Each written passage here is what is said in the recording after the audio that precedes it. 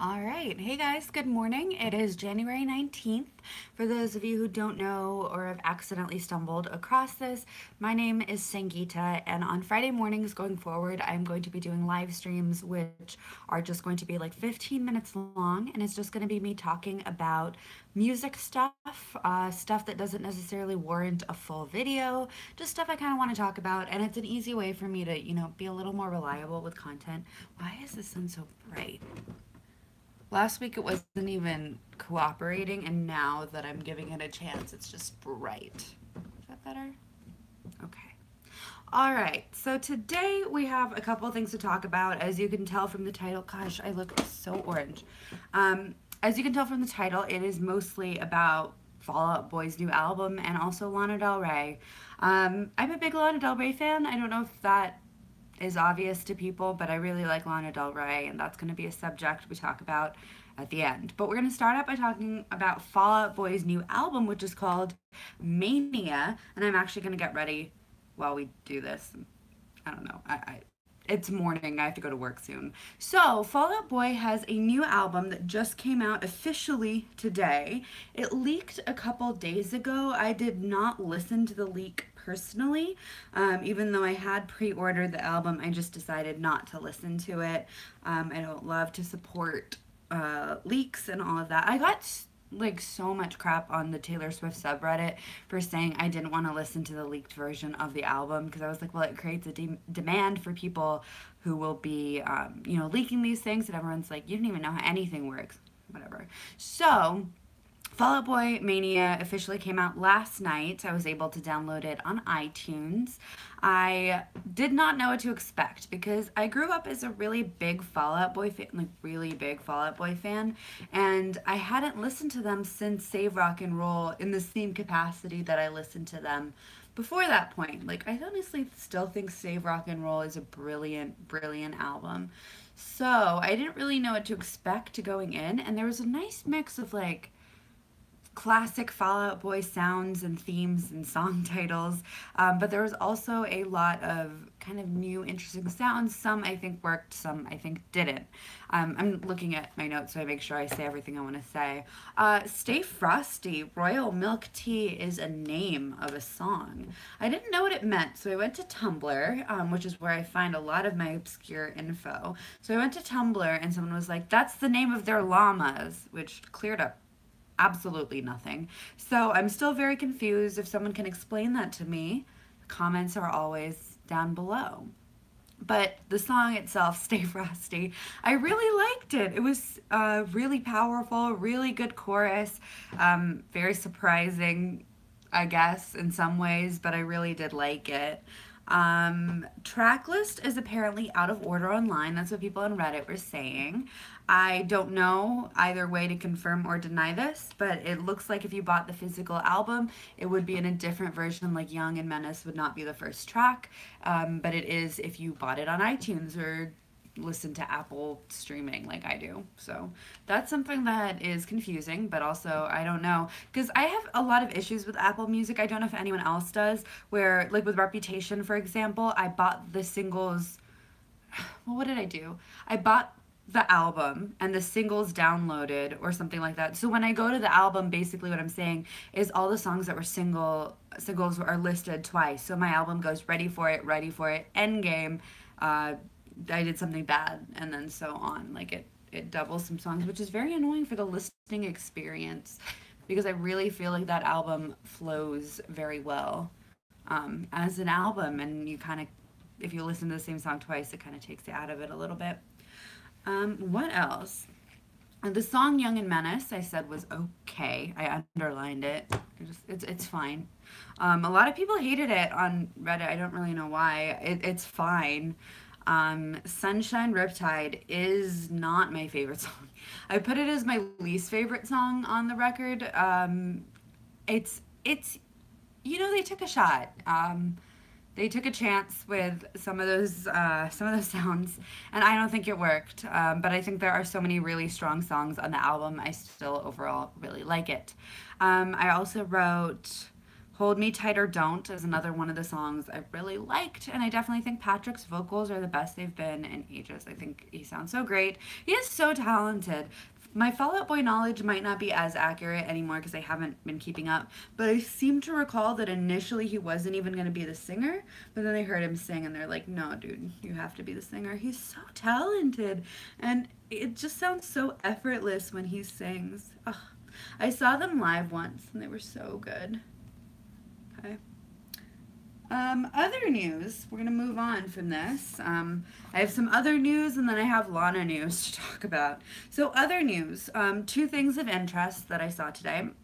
One is Kesha teased something is coming soon. She teased this on her Instagram video. There's a little video that's some clips from the show, which is someone who saw the show. I think is like right before she came out. It shows the crowd cheering. It shows some shots of the stage, and then it just says coming soon. And in the comment, she doesn't really say anything. She just says coming soon, animals. And I'm like, but what's coming soon?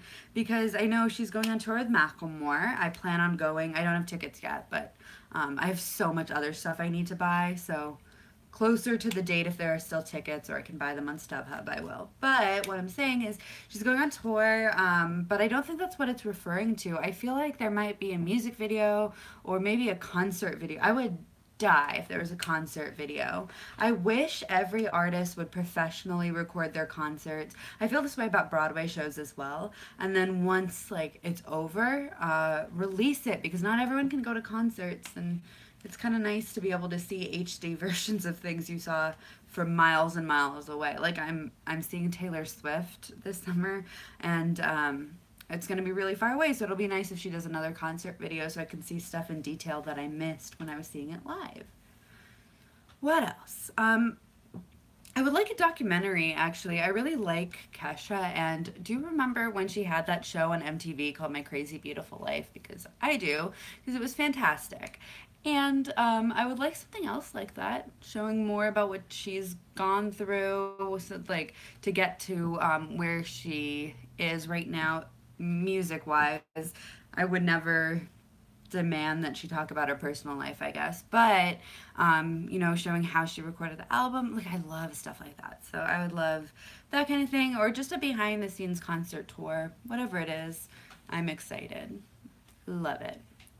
The other thing I thought was interesting is Machine Gun Kelly as Tommy Lee in Motley Crue Netflix bio, which is a sentence I never thought I would write or say out loud, but here we are. I don't really know anything about Machine Gun Kelly. I know he did that song Bad Things with Camila Cabello, which I really like that song. I don't know what it is about that song, but I really like it. And I know he's done he did a song that was used for a wrestling pay-per-view, because I'm a wrestling fan, so I noticed these things. Ah, beautiful. But that should be interesting. I did not know Netflix was making a Motley Crue movie, but should be interesting, I guess. I don't really know. I don't really know what to think about that. I've seen nothing talking about it and saying that I think it'll be good or think it'll be bad. More info than just Machine Gun Kelly is playing Tommy Lee, which is fine. Nothing against it. It's a very surprising sentence. All right. So next we're moving on to the last segment, which is I wrote Lana Corner on the index card where I took my notes. There are some things I want to talk about Lana. First off, congratulations to Lana Del Rey for being one of 3 albums by women with 300 consecutive weeks on the Billboard 200 chart. That's pretty cool. The other 2 singers and albums to have that honor are Carole King, and that album is Tapestry. And then the other album is Adele, 21, which I honestly didn't realize this, and this is my ignorance, what an incredibly successful album that was. Like, I knew it did well, obviously, and I knew it was a very popular album, but, like, every time there's a chart that's like most successful, most popular albums, better selling albums, like Adele 21 is there. So 2 people are watching. Did my hair just for you. Sorry. We're talking about Lana Del Rey right now. We're talking about how she was one of 3 albums by women with 300 weeks on the Billboard chart, which is great. It's really cool. The other two things I want to talk about relating to Lana Del Rey are the fact that I'm seeing her in 1 week, which I'm really excited about. Next week when I'm doing this, I'm going to be very tired, I'm imagining, because I'm just going to be not able to hear after and not being able to talk after seeing Lana for the third time. I know I'm spoiled, but I'm very excited. I haven't really looked into the artists that are opening for her at all, so I don't really know anything about them, but that's my project for this week, is to really look up who those artists are, because I always like to know what the songs are before I go for the opening artist if I can, just because I find it to be a little more enjoyable if there are some songs I can kind of sing along to a little bit. She played Honeymoon live, I think it was last night, which is exciting because that wasn't originally on the set list. It looks like the set list and the costumes and the design of everything is changing a little bit as she goes forward, actually, which is interesting. Like someone on Reddit pointed out that initially, like the first few shows, she was very Born to Die Lana with like the short lacy dresses and stuff like that, and then it's a little more casual, more ultra violence vibes, and we'll see what it goes going forward. I like the idea of it changing up though, because I mean, I would really like to see Honeymoon live. That's one of my favorite songs. Everyone sleeps on it, but it's such a good song.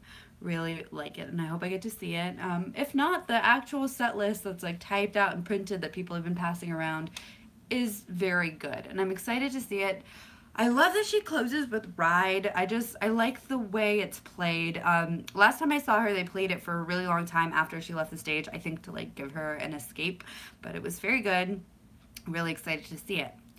The other thing I wanted to mention, which is kind of the last thing I wanted to mention, is the fact that Lana Del Rey just registered a song called You Must Love Me, scheduled for release this year sometime. It didn't say more specifically than that, but sometime in 2018, Lana might be releasing a song called You Must Love Me, which is about 2 minutes and 44 seconds long. A lot of people, including myself, notice that this is about the same length as the song from Evita, the Madonna song. So maybe it's a cover, which would be really cool, really interesting. I wonder if we're getting an EP. I wonder what we're getting.